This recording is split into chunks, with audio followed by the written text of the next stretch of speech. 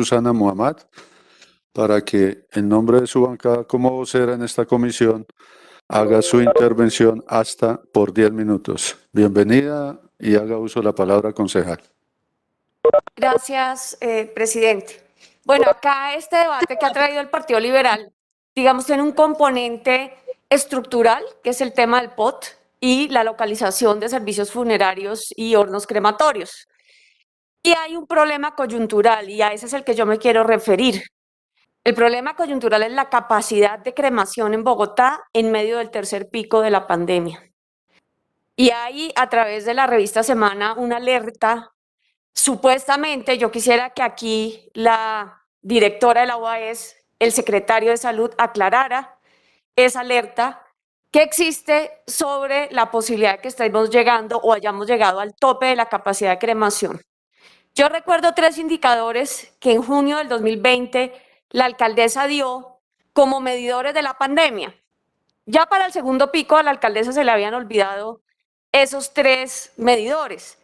Había dicho que no podía pasar el límite de la ocupación de Transmilenio de un 35%, tema que seguramente se sobrepasó muchas veces durante este año largo. Había dicho que la alerta roja se declaraba con 70% de ocupación de UCIs y que aquí el objetivo era no llegar a esa ocupación de UCIs. La última alerta roja la plantearon con 92% de ocupación de UCIs. Ese indicador también se fue a la basura en el manejo de la pandemia. Y el tercero era que la capacidad, y usted me corrige, secretaria, porque lo estoy diciendo un poco de memoria, la capacidad de cremación del distrito era de 300 personas diarias. Usted me dice que no, entonces es importante que nos lo clarifique. Y pero había una capacidad límite, eso sí lo recuerdo, y que se habían comprado unos congeladores precisamente para lograr sostener los cuerpos si se sobrepasaba esa capacidad límite.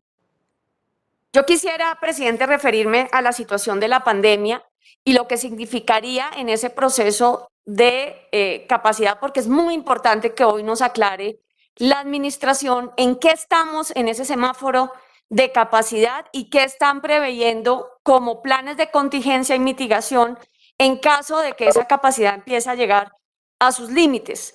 Entendemos que hay algunos puntos concretos donde los límites sí se han rebasado y se ha utilizado la capacidad excedente de otros puntos en la ciudad.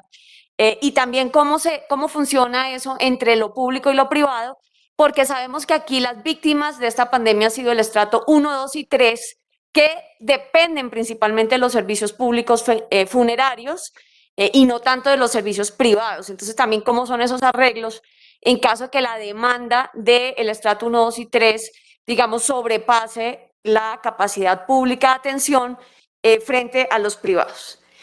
Quiero dejar establecido, presidente, como una trayectoria de la pandemia. Fíjese que aquí la alcaldesa nos ha querido hacer ver que todo esto, y voy a usar una frase coloquial, me perdonarán los colegas y las colegas, todo esto se fue al carajo con el paro. Que las manifestaciones multiplicaron el contagio y que gracias a las manifestaciones acá hay una supertransmisión. Esto es falso. No podemos decir que el paro no tuvo una incidencia, eso también sería ciego, pero hacer borrón y cuenta nueva del manejo de esta pandemia y decir que el paro es el responsable de la situación que estamos viviendo es tratar de poner una cortina de humo. El colapso de este tercer pico, el pico sin freno, como lo llamo yo, empezó en Semana Santa. En abril primero, presidente, en Bogotá teníamos 10.400 casos nuevos en promedio de los últimos 15 días, que es una forma muy interesante de ir haciendo seguimiento a la pandemia. ¿Cuál es el promedio quincenal? Pero mire que abril 15, ahí apenas todavía no había paro, no había manifestaciones. Esto se nos disparó a 27.500 casos diarios. 17.000 de diferencia. Ahí fue donde se nos empezó a disparar este pico sin freno.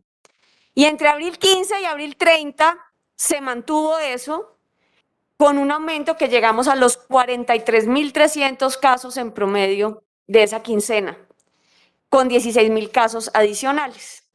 Y aquí viene el efecto paro, que es paradójico. la doctora Zulma Cucunúa dice que los estudios muestran que las manifestaciones masivas tienen dos efectos. El primero es que obviamente salen unas multitudes a la calle, pero como hay generalmente disrupción del transporte, disrupción de la movilidad y mucha gente precisamente por la situación de manifestación pública no sale, pues también hay una contención. La doctora Cucunúa en su columna del Tiempo hace 15 días dijo que ese no era el caso de Bogotá. Y yo creo que pues ella epidemiológicamente tiene gran conocimiento, pero creo que no se enteró de lo que realmente pasó en Bogotá. Porque fíjese, presidente, que entre abril 30 y mayo 15, es así, digamos, sería una primera quincena donde ya entró el paro. Habíamos venido de 17.000 casos adicionales en la quincena abril 1, abril 15, de 16.000 casos adicionales entre la quincena abril 15, abril 30. En la quincena de abril 30, abril a mayo 15, primera quincena del paro, bajamos a 9.000 casos adicionales. Pues obviamente seguimos creciendo, pasamos de 43.300 casos en promedio a 51.900, pero el ritmo de crecimiento se contuvo. Y obviamente, ¿por qué? Pues porque al inicio del paro había 966.000 viajes en el transporte público y en el momento de esta pandemia más paro hubo 557.000. La primera quincena el paro frenó un poco este pico sin freno, sin frenarlo porque siguió creciendo, obviamente. ¿Y qué pasa en esa quincena, presidente? Pues es que el 4x3 no duró ni 2 semanas. Como acá se la pasan improvisando medidas para la pandemia, levantaron el 4x3 a los 5 días del paro porque no aguantaron, obviamente, la presión de los comerciantes y la presión económica. Y con la disculpa superficial, que no tiene ningún sustento epidemiológico, además sustentado acá por varios concejales, de que si había paro, entonces que también haya comercio. Yo no sé dónde está el sustento epidemiológico de eso, pero esa fue la racionalidad que siguió la alcaldesa. Que lo digan aquí los concejales y las concejalas, pues es un debate político, pero que la decisión la tome así la alcaldesa con la disculpa de que la ciudadanía cambió de prioridades, pues no tiene razón de ser. Y pues el levantamiento del 4x3 y de prácticamente todas las medidas, más el paro, nos llevó a un aumento a 18.000 casos. Yo quiero dejar estas preguntas.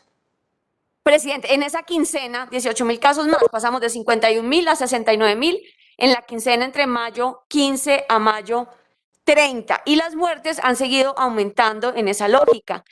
En esta última quincena, la quincena a mayo 30, tuvimos 117 muertes en promedio diarias y en la quincena junio 15, 140 muertes y hemos tenido un día terrible de más de 170 muertes.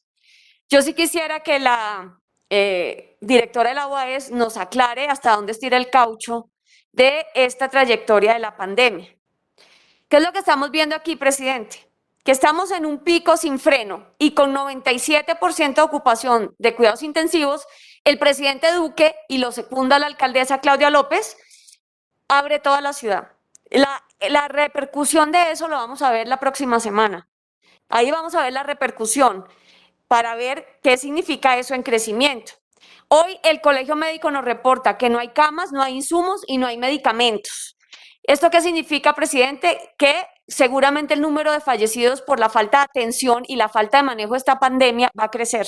Así los casos nuevos disminuyan, el número de fallecidos, y yo no sé, secretario de Salud, directora de la UAS, si ustedes han hecho una correlación de la situación de fallecimientos, el colapso del sistema hospitalario y el posible desencadenamiento en la presión frente a los sistemas funerarios. Yo quiero que ustedes me respondieran si han hecho esa correlación y cuál es el escenario que prevén en las próximas 2 quincenas en Bogotá y cómo se están preparando para ese escenario. Dejo las siguientes preguntas, presidente, y las siguientes alertas. Listo. Lo primero, hay renuncia, presidente, la directora de Salud Pública en la Secretaría de Salud. Si se acuerdan, en el debate que hicimos en enero, nos decían que no podíamos pensar siquiera en la renuncia del señor secretario de Salud porque es que habían acumulado experiencia de la pandemia. La moción de observación fue respondida por parte de la alcaldesa como una bofetada. Nos dijo que habíamos hecho política con la muerte. La política de la muerte la está haciendo la señora alcaldesa. Y nos dice que no se podía ir este secretario que porque entonces eso era irreemplazable, eso fue casi una ofensa, la moción de observación. Ojalá lo hubiéramos podido aprobar. Hubiéramos dejado una constancia del pésimo manejo, porque unas semanas después, entre segundo y tercer pico, la alcaldesa anunció las medidas que habíamos puesto en la moción de observación. ¿Sabe cuál es el problema? Que eso va a tener un problema en los muertos, señora directora, que no han implementado las medidas que anunciaron. ¿Dónde está, secretario de Salud, el semáforo de microterritorios para hacer aislamientos selectivos? ¿Dónde está?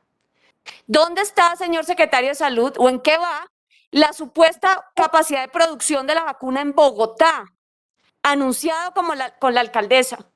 ¿En qué se han invertido los 200.000 millones en seguimiento e investigación para la vacunación? ¿Y cuál es la influencia de las nuevas variantes? A ver si la señora directora puede tener un escenario claro de cómo va a aumentar la muerte en Bogotá, los fallecidos y la capacidad del sistema funerario de tratamiento.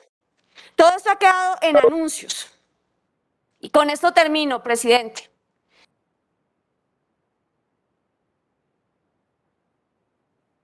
¿Qué van a hacer si se sobrepasa ese plan de contingencia? Y yo espero que estemos preparados, directora, porque sería muy triste que frente a una crisis económica, social y sanitaria, empecemos a vivir las terribles fotografías, que creo que en realidad en el fondo esa ha sido la preocupación principal de la alcaldesa. Que acá, a pesar de que somos una de las peores ciudades en este momento de muertes por cada 1.000.000 de habitantes, empecemos a tener cadáveres que no podemos tramitar. Entonces, eso quisiera dejarlo allí y llamamos nuevamente al secretario de Salud a las siguientes medidas. Presidente, con esto de verdad 30 segundos termino. Que por favor implementen la vigilancia por microterritorios desde la Secretaría de Salud. Yo no sé qué van a hacer sin directora de Salud Pública. ¿Cómo están respondiendo a eso?